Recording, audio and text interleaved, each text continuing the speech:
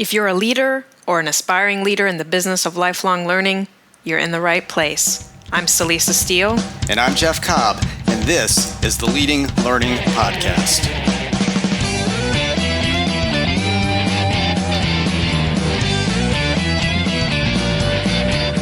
Hello and welcome to episode 132 of the Leading Learning Podcast. We're going to focus on one of our favorite tools for helping learning businesses with product strategy, namely the value ramp.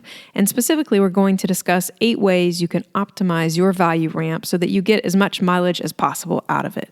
Before we do that, though, we want to be sure to acknowledge our sponsor for the second quarter of 2018.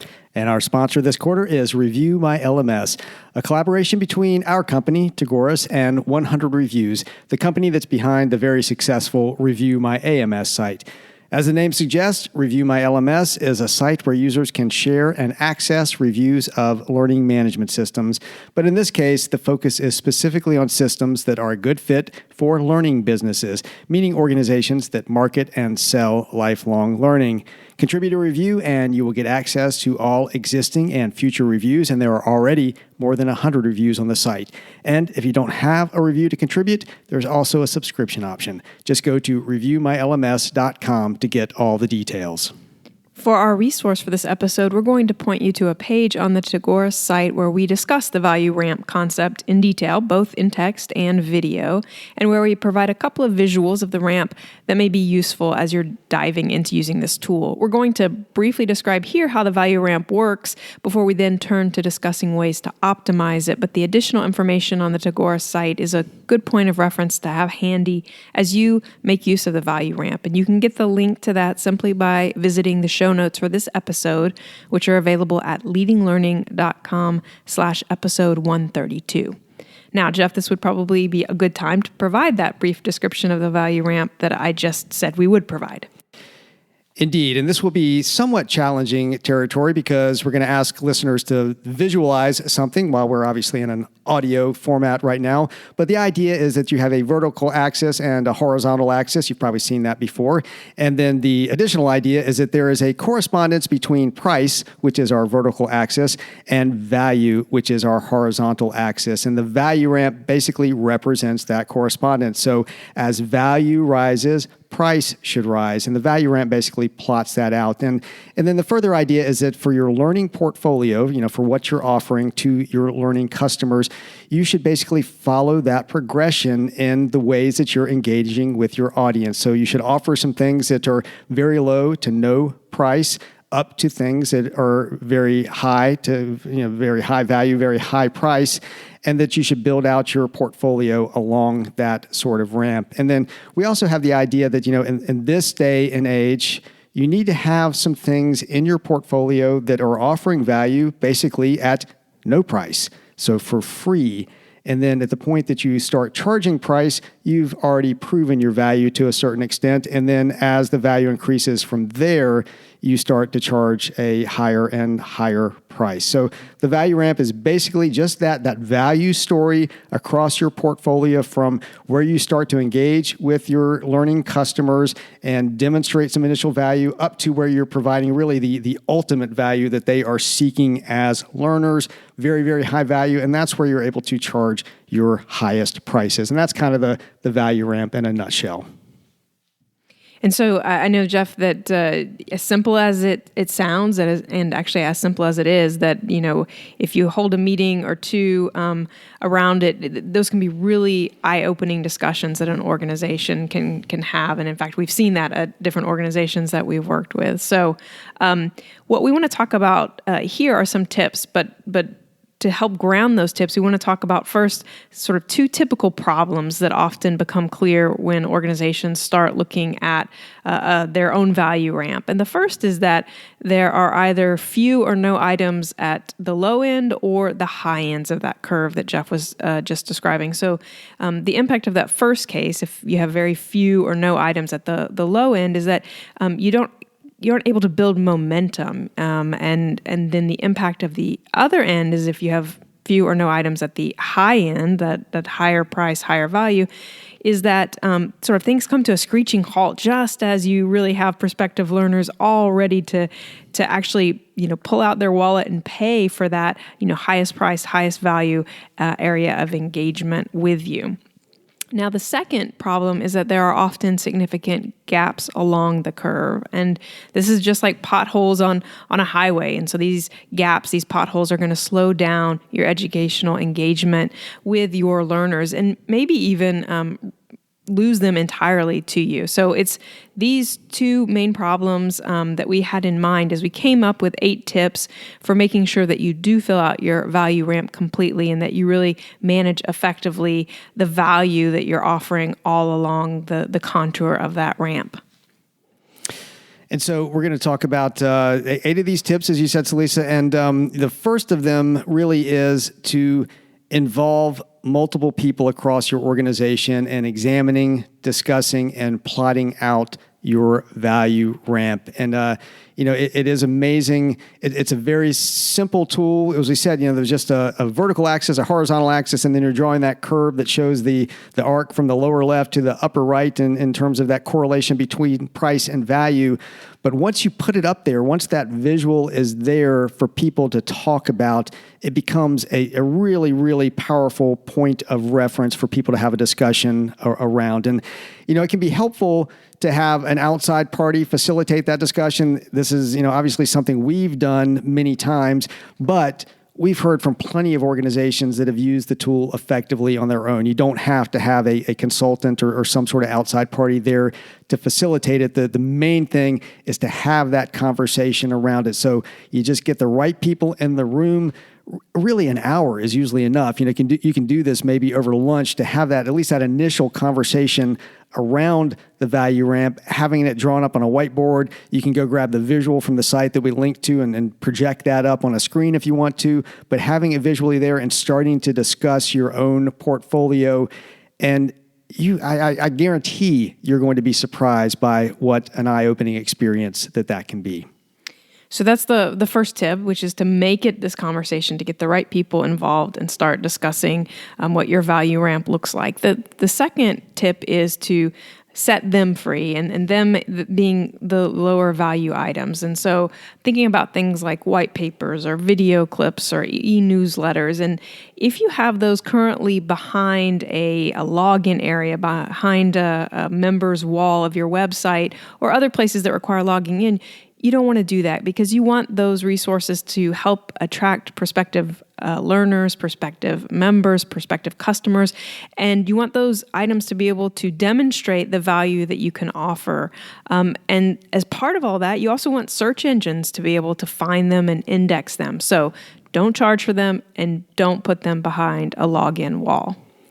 And I'd even go so far as to say, don't necessarily even make people sign up for them. Though sometimes that can be valuable if you're a membership organization, you've already got people on your member list, collecting that extra email commitment to know from those members that they're interested can be valuable. But there's a lot to be said for just putting stuff out there, just a link. People can download it right away. They don't have to do anything, and they're starting to engage with the value they offer. So that's number 2, as you said, Celisa, set them free.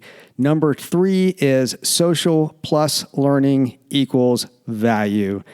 And so the idea here is to embrace social media as a way to create new value. So tweets, posts to LinkedIn, posts to Facebook, blog posts, all of these and a variety of other social media tools represent possibilities for providing nuggets of value in the forms of links to valuable knowledge assets that you have. And these might be articles, video clips, whatever it is, brief how-tos and advice, examples, breaking news for which you have relevant educational offerings.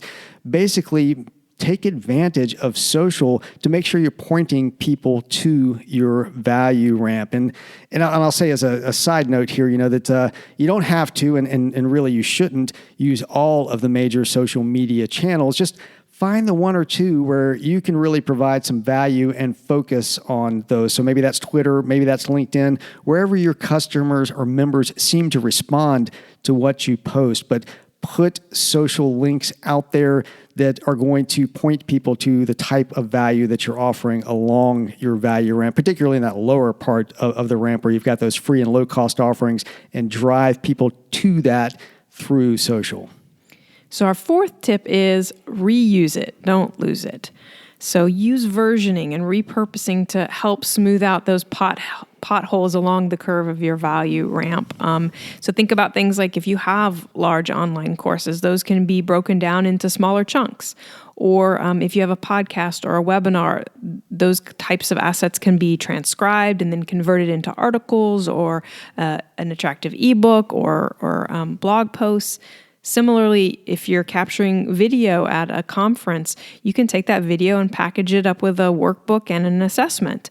So just remember to really think about all that you're already doing to produce content and make sure that you're maximizing the value that you are able to get out of it and offer to your learners out of it. So just treat everything as a production event. And that's something that we've emphasized at different places along the way, but it's about really thinking about any time you're in a situation, what else could you be doing with that experience or opportunity to be able to create something else of value for those that you serve.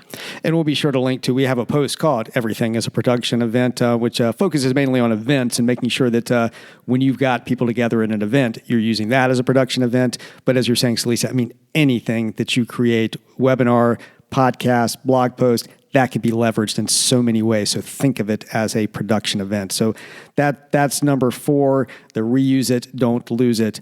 Number 5, don't get stuck in the middle. And you referenced this earlier in the podcast, Celisa, when we were talking about the main problems that organizations tend to have. They tend to get bogged down in the middle of that curve, in the middle of that value ramp. And many organizations, many learning businesses are just, they're obsessive about their moderately priced offerings. And these might be seminars, that might be their portfolio of events. It might be the one online course that they've produced that is sort of the jewel of their portfolio.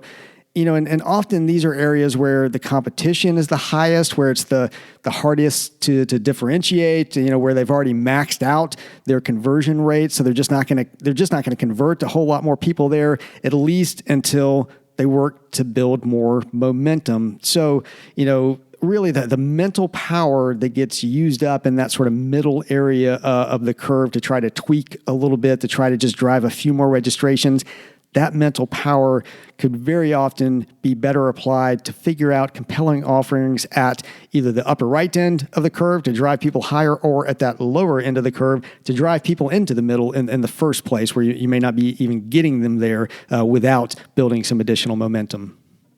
And so then the 6th tip we want to offer is point the way. So whenever possible, you want the products and offerings, the services on your value curve to reference other items on the curve, and ideally ones that are higher up and therefore come at a higher price, but also offer more value. So, if you have a blog post, it might reference a paid online course on a related topic to what the blog post was originally about, or a webinar that's free might then highlight your annual conference or opportunities for on-site training.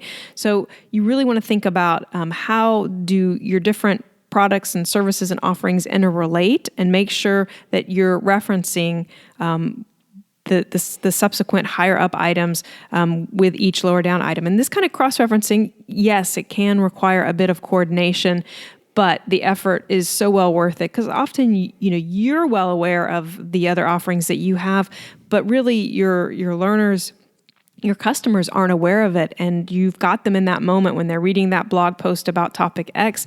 If they can find out that there's also a course about topic X, that's a real value to them, and that's a ripe opportunity. So you want to make sure that you're doing that work of cross-referencing.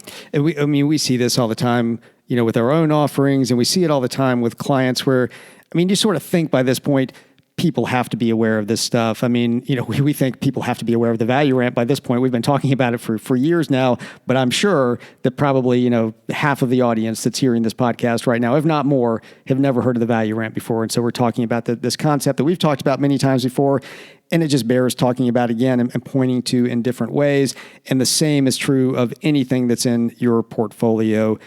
Every time you've got an audience there, make sure you're using that as an occasion where you can point to the other types of value that you're offering. So that's number 6, pointing the way, always being aware that you're pointing the way to the value that you're offering along the curve, along that value ramp. Now, number 7 is focus on return on learning, your ROL.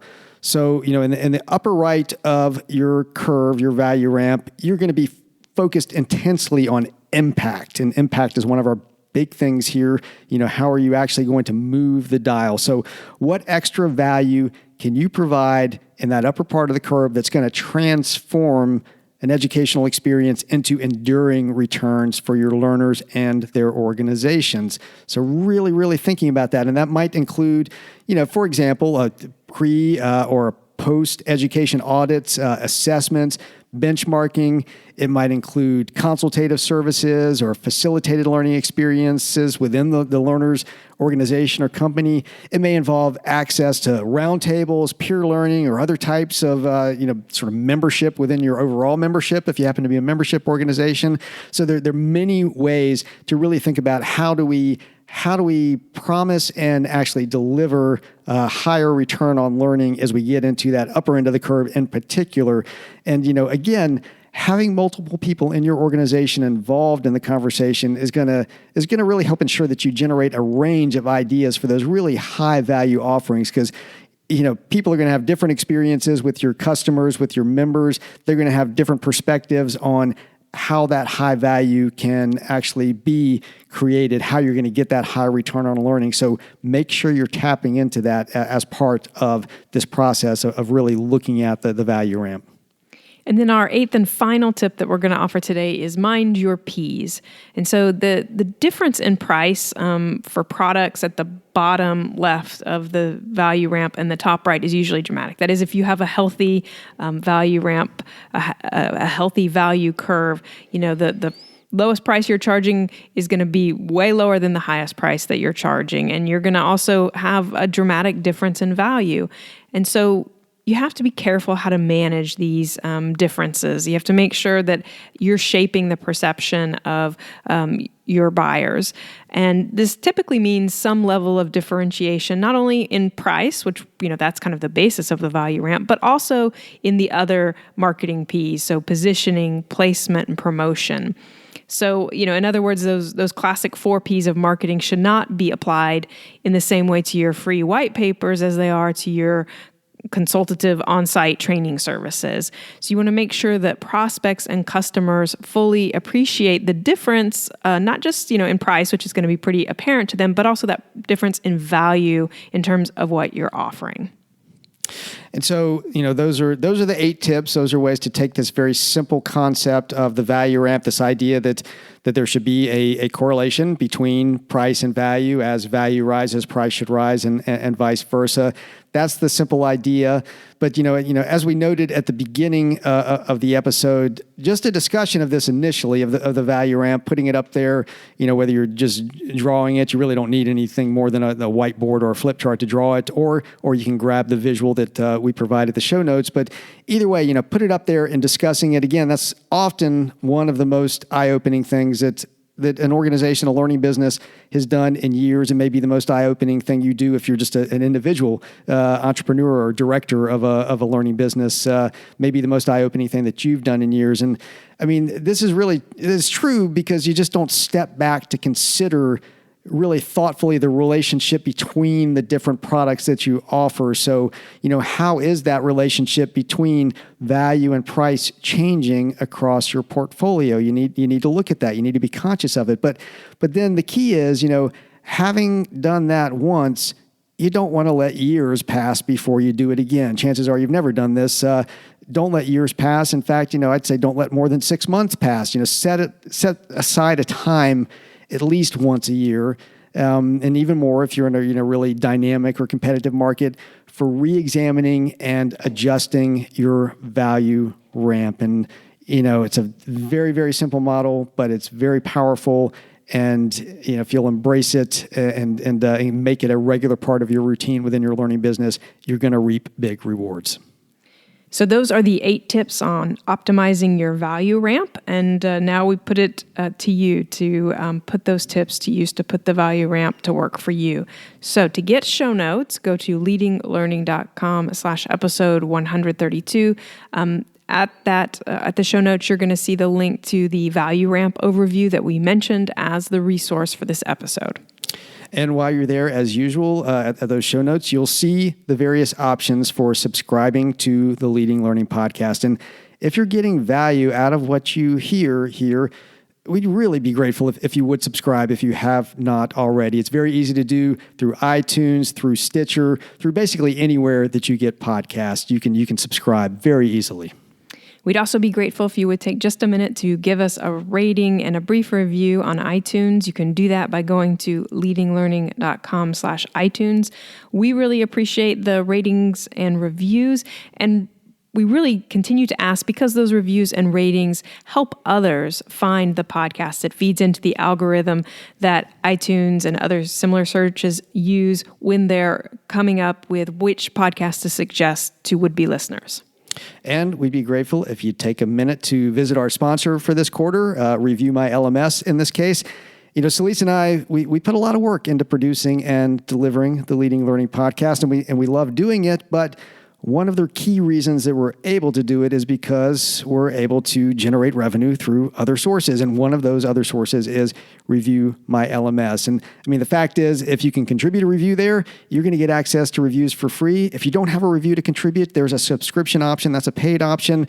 But you're going to get incredibly high value out of being able to access reviews of learning platforms that other learning businesses have actually used. This isn't your standard corporate LMS stuff. It's not your standard academic LMS stuff.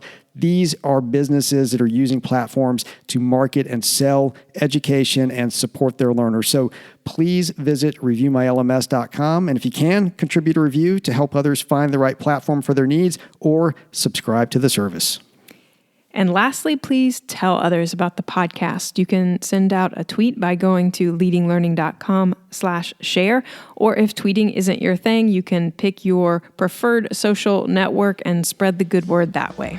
So thanks again, and we'll see you next time on the Leading Learning Podcast.